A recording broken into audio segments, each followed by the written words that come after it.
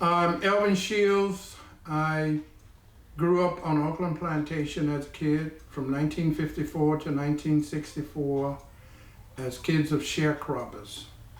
400 black people in this area called Bermuda. Little shacks like this, all the same size, scattered on each side of the river, all across. And after mechanization, they just tore them all down and asked the people to move. And people had to get out. They just had to get out and go somewhere. No one cared. Remember, the only thing we had as sharecroppers is labor. We had no mules, no plows, no wagons.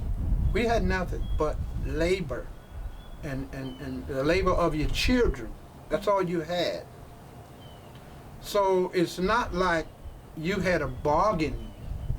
Only thing you had was labor. And when they no longer needed your labor, they no longer needed you. And I guess that's the part of it that most people don't understand and don't get. There was no security about anything. No one owed you anything. And so you were in continued bondage. So if you were lucky, depends on the crop prices. If you were lucky to get $2,000 for a whole year's of work, $1,000 come right off the top. That goes to him. Now, the mules, the barns, the wagons, that's about $500. You see where we're going here? Out of $2,000, you have $500 for you and your whole family. And if you didn't raise a garden, you didn't raise any chickens, you didn't raise a few pigs, you didn't do canning, you didn't do a lot of fishing and hunting. If you went to that store, that was credit. And I've seen my folks come back home with $200 out of 2,000. That was it. And we were better than most. You know, some of these people had been here their entire lives. And their parents had been here their entire lives. And as soon as the owners got cotton machines and two people, and they left. And that was life from beginning to the end. You started out as a sharecropper and died as a sharecropper until mechanization came. And that was life. My name is Kevin Walker from Natchitoches, Louisiana, but I was born and raised at Natchez. And let me add, that is not Natchez, Mississippi. That's about 7 miles down the road. If you lay down, your feet will be in another town. It's a little small place, born and raised there. I came up with my grandmother. I'm a product of grandma's hand. And my grandmother, she loved chickens, she loved animals, but gardening was her passion. Actually, I guess I started gardening with her at about 7 years old. My grandmother grew greens, a lot of greens. She was known as the Green Lady. Her name was Scenaria Randolph. Everybody that did know her name called her the Green Lady. Like I said, she only had a 3rd grade education, but she knew so much about how to provide food for a family. And even when we talked about picking cotton, there are older friends that will constantly remind me how my grandmother brought a lot of food out to feed even other people in the cotton field who was unable to have sufficient food, because there were great food insecurities at that time. I mean, people did the best they could with what they had. And I was, just all time grateful to hear them tell me about how my grandmother just fed people. That she taught us how to do. She taught us how to drop a seed, let it germinate, to cultivate it, to harvest it, process it, and set it on the table. And that's how we ate. We would not have eaten if it wasn't for a garden around our house.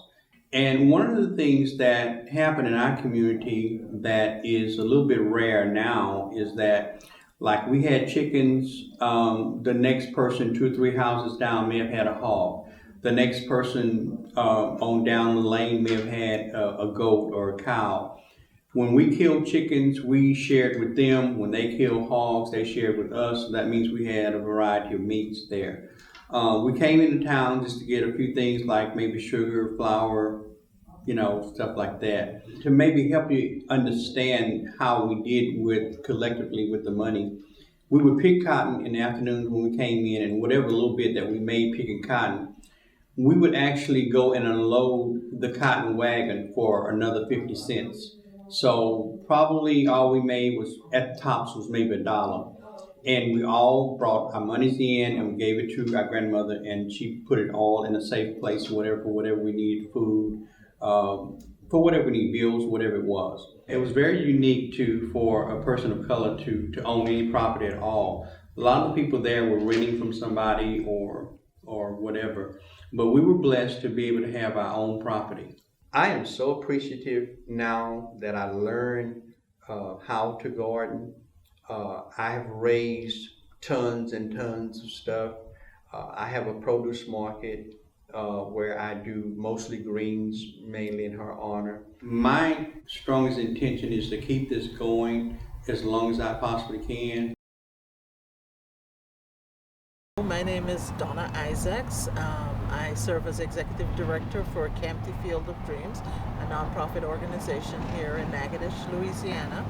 And I own and operate with my partner, Delaware Permaculture Farm, which is a 14-acre diversified farm. I came here really fulfilling a dream. It was the perfect place that combined historic preservation and green building. And that was my focus on sustainable community development. And so I realized that Natchitoches was a rich resource, not just in cultural heritage, but in buildings and in the history and in agriculture, for ways that we can better serve future generations. Along with that rich history came unbelievable poverty. And so while I was trying to speak to people about improving their built environment, I found that people were struggling just to meet day-to-day needs. And the struggle got real when a senior citizen mentioned to me her husband had passed away 5 years prior to me meeting her. And she mentioned that she only gets $16 worth of food stamps a month. And it just blew my mind. And so the pivot was to local food production. It really reminded me of the way I grew up in Jamaica, coming from a background where we weren't wealthy, but we never had to worry about food. We walked out our backyard, our back door, and we were in a food jungle. We had a bounty of fruits and veggies just growing wild, When I came here, I had to learn to farm, to learn to grow food. And a lot of the ways that were taught to me by seniors in the community where this knowledge lies were the ways they had learned. The reality of it is that the way the grandparents and great-grandparents used to grow their food was more nutrient dense and provided healthier nutrition for people. And so it's really, really easy, and that's what we're trying to do, is to share with folks what they can do to start growing again in their backyards, and how much better that food not just tastes, but is for you, for your health and well-being. It's reciprocal.